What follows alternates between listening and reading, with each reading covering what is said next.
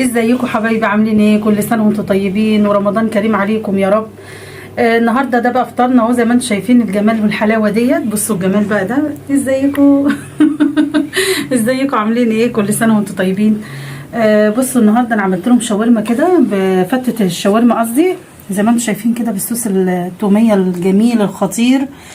تحفه تحفه. انا عاملاه طبعا الصوص دوت في فيديو لوحده اللي عايز يشوفه بالتفصيل. هنا بقى انا عامله لهم برتقال اسمه ايه، سموزي. عامله لهم برتقال سموزي، وانا حطيته في الفريزر وطلعته قلت لهم سموزي. بصوا الجمال، والله مش سموزي، ده بالشيبش سموزي. بصوا اهو. هو انا لازم اعلق على الحاجات دي اصلا. هنا عملت عصير برتقال بالجزر دوت، والفتة الشاورما والسمبوسه الخطيره من السعوديه. يعني النهارده اكلنا سوري على سعودي، ما تعرفوش ازاي. المهم يعني النهارده ده كان فطارنا، وقلت ايه نعمله مع بعض. هدوق بقى طبعا عشان نشوف بقى. الحمد لله الاذان ادن. بسم الله الرحمن الرحيم. كده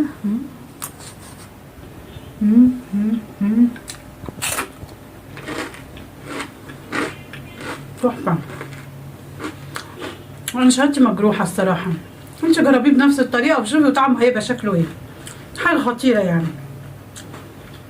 عملت لهم النهارده بقى كده سوري مع سعودي مع لخبطيطه كده مع مصري. النهارده ده كان فطارنا. يلا بينا بقى نشوف في المطبخ عملنا ايه عشان ما نطولش عليكم، ونشوف بقى الحاجات الجميله دي اتعملت ازاي.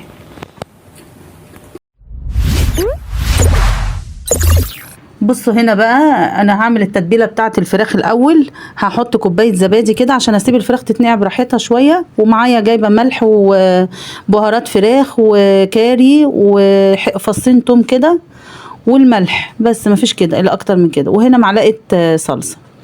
حطيت بقى هنا ربع كوبايه الزيت ديت، ربع كوبايه الزبادي حطيت ربعها زيت، وكل الخلطه دي كلها على بعضها اضربها حلو قوي عشان التوابل تدوب في بعضها، ومعاها كمان حبه خل كده. بس كده هقلبها بقى حلو قوي عشان اسيب بقى الفراخ تتنقع فيها. هنقعها عشان تاخد فتره على بال ما اعمل رز واعمل بقى الخطوات. انا جايبه لكم خطوه خطوه، هنا بقى بعمل خطوه خطوه كده عشان يبقى يعني ماشيين مع بعض بالظبط كده. بس كده عملت هنا خلاص الخلطه بتاعه الفراخ. هسيبها بقى ايه، هجيب الفراخ واحطها فيها، اسيبها تتنقع بقى لغايه ما اخلص الحاجه كلها بتاعه الخطوات كلها عشان هما كذا خطوه. بس كده هسيبها بقى، هقلبها حلو طبعا عشان تشرب من الخلطه. والواحد والله بيعمل وهو صايم مش مركزه، خلي بالكم فايه يعني، ركزوا معايا انتوا. عشان بعمل وانا مش مركزه خالص. هنا بقى جيت عملت الرز، سبت الفراخ تتنقع زي ما قلت لكم. بحط بقى الكاري والمكعب المرقه، وهحط ورق لورا اهوت، وهحط بقى الميه عادي. وهنا بقى معلقه بابريكا عشان تعزز اللون، عشان تخلي اللون الاصفر مش اصفر قوي يعني، تخليه محمر كده حلو كده. بس كده هقلبهم بقى كده، تاخدوا تشويحه كده على النار. الورق اللورا بالمكعب يدوب. حطيت المعيار بتاع الميه، وهجيب الرز بقى اكون غسلاه، وادي الملح، واحط بقى الرز واسيبهم كله يغلي في بعضه اهو. هي كوبايه رز واحده انا عملتها على صدر فرخه متقطع مفيش غيره. هنا اهو خلاص غلي الرز بقى، كوبايه رز هي، وسايباه بقى هو خلاص كده يتشرب، وهسيبه بقى مع نفسه لغايه ما اعمل التوميه. نيجي بقى للتوميه. هنا معلقتين نشا على كوبايه لبن زي ما انتم شايفين كده، على فصين توم، وهقلبها حلو كده ببعضها. وطبعا انا عامله التوميه دي فيديو لوحده وشورتس كده اللي عايز يشوفها. وهنا عليها حبه الخل، وهقيم كله كده تاخد لها غلوه على النار عشان تمسك في بعضها بس ومش اكتر، تاخد لها غلوه وتمسك في بعضها. بس كده هقعد اقلبها كده لغايه ما الاقي لونها بقى شفاف زي ما انتم شايفين كده بالظبط. انا عايزه كده اللون ده حلو قوي. هحط كوبايه الزبادي بقى بعد ما تبرد شويه.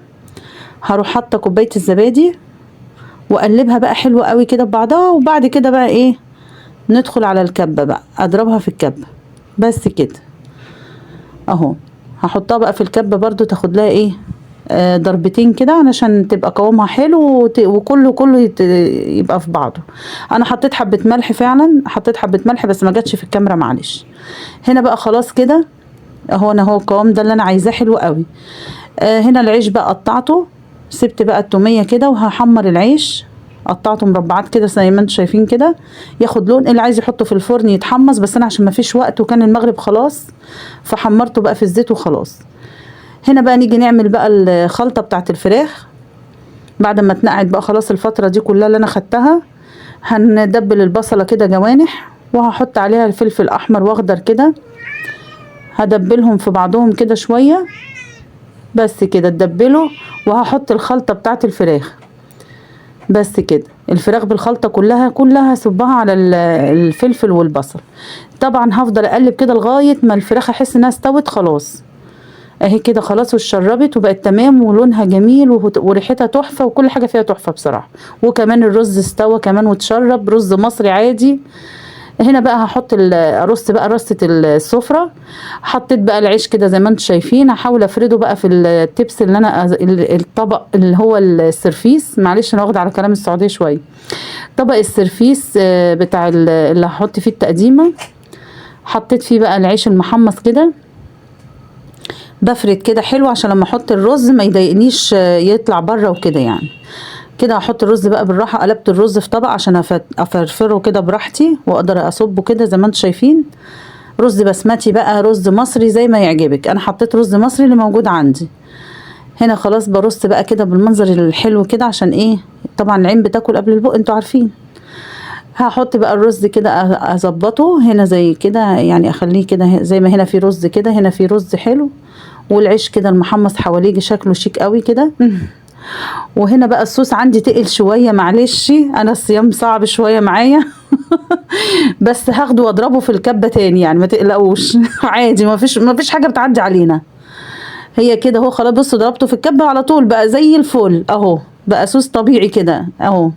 مفيش حاجه تضايقنا ولا تتعبنا. خلاص كده رشيت الرز من تحت الاول قبل الفراخ، يعني رشيت فوق الرز الاول قبل ما احط الفراخ عشان برضو يبقى فيه طعم التوميه واحنا بناكل كده معاه، يبقى فوق وتحت. وهنا احط الفراخ برضو برصة حلوة كده خطيرة. ايوه عشان هي بقى اللي هتدي المنظر. وكل ده صدر فرخة على فكرة عشان تبقوا عارفين يعني، مش مكلفة قوي ولا اي حاجة. بصوا اهو خلاص هنا كده. وهي وجبة ل3 افراد يعني، الطبق ده ل3 افراد. المهم بقى بعد كده خلاص ظبطت كده وسويت زي ما انتم شايفين. هحط بقى الصوص اللي احنا ضربناه دوت اهو، عادي مفيش اي مشكلة اهو. انت بقى شكلي بقى زي ما انت عايزه، تحطي جنب، تحطي الشمال، تحطي يمين، حطي اللي يعجبك اهو. انا رصيت كده وحطيت بس ايه حاجه كده منظر، ان هو اصلا محطوط توميه من تحت كويس من تحت الصوص بس كده. حلو قوي كده، خطيره، لازم تجربيها، تحفه، هتعجبك قوي. يا رب يكون عجبكم الفيديو بقى. ما تنسونيش في اللايك والشير، واقول لكم ايه، باي باي. باي باي.